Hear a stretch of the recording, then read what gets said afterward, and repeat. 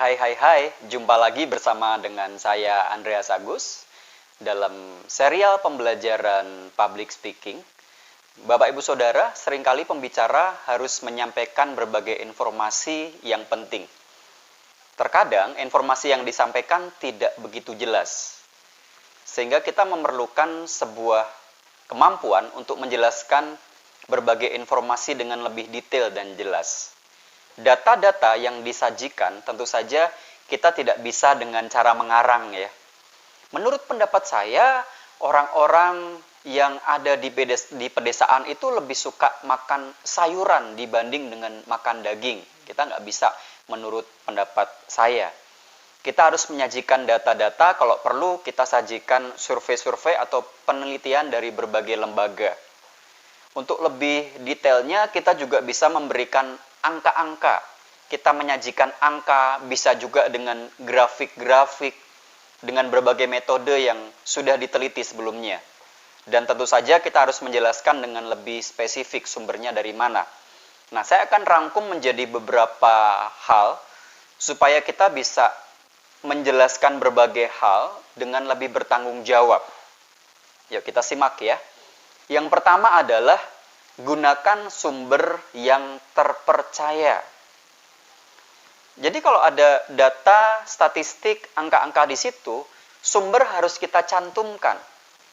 Kita juga harus mulai belajar lembaga-lembaga survei ini bisa dipercaya atau tidak. Apakah selama ini kredibilitasnya bisa dipertanggungjawabkan atau tidak. Kita harus banyak membuka catatan-catatan, kita harus belajar googling, cari informasi. Beberapa tahun yang lalu data apa yang mereka ungkapkan, apakah kebenarannya bisa dipertanggungjawabkan. Jadi itu penting sekali, gunakan sumber yang terpercaya. Yang kedua, usahakan sekali bahwa kita menguasai bidang itu, atau setidaknya memang kita bukan hari itu saja belajar tentang bidang itu. Misalkan saya banyak berkecimpung di bidang public speaking.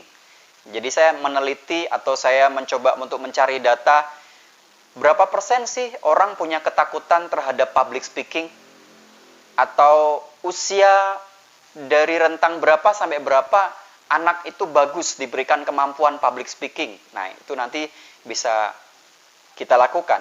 Jadi pastikan kita semua memang suka pada bidang itu. Yang ketiga adalah buat catatan yang jelas. Jadi bukan simpang siur. Dan yang penting adalah, ini seringkali pembicara melakukan kesalahan nih, kuasai istilah bahasa asing yang ada di dalam bidang itu. Jangan sampai kita salah ngomong. Pemerintah memberikan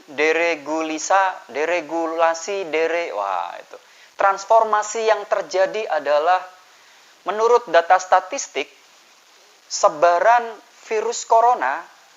Jadi kita harus menjelaskan data kalau ada itu adalah bahasa serapan dari bahasa asing sejelas mungkin. Pandemi corona bukan pandama corona dan sebagainya. Jadi data-data yang kita sampaikan itu bisa dipertanggungjawabkan. Saya rangkum ya, gunakan sumber terpercaya.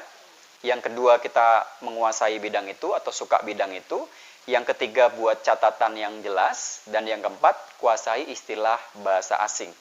Nah, kalau kita bisa menguasai semuanya, waktu data kita sajikan, audiens akan ngerasa, wah ini benar nih penelitiannya. Jadi kita lebih oke. Kita bukan di awang-awang lagi data yang kita sajikan. Semoga bisa bermanfaat buat kita semua. Terima kasih, saya Andreas Agus.